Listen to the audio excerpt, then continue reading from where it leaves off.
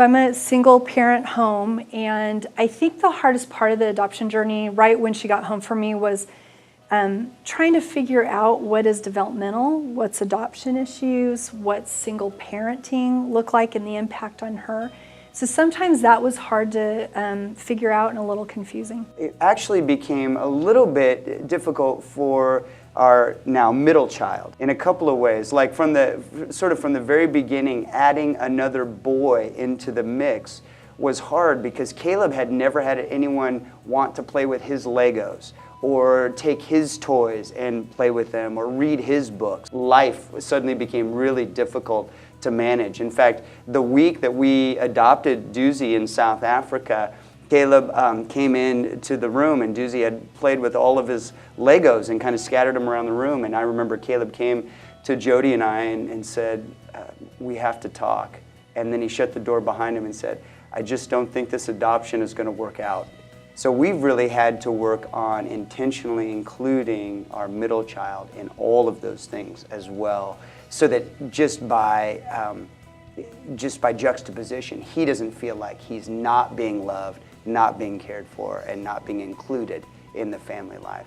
One of our children had a great deal of need that took a ton of our time, and our older child, who was only 3 or 4 at the time, he told me years later that he remembered when our son joined our family, he felt forgotten, and he felt like all of a sudden all of the attention was on our younger child and was off of him.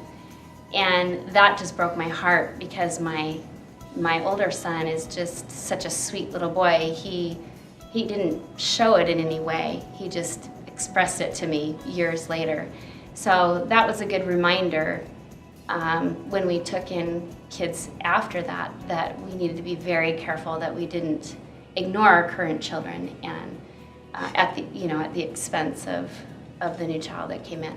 We had taken in a teenager, and it was very difficult on the rest of our kids because we were spending so much time with this one person, and we just had to be more laid back with how things went with our days. We had to allow our kids to stay up later so they could still have dad time after that, and just not be religious about bedtimes and structures that we were used to having a lot more formally before.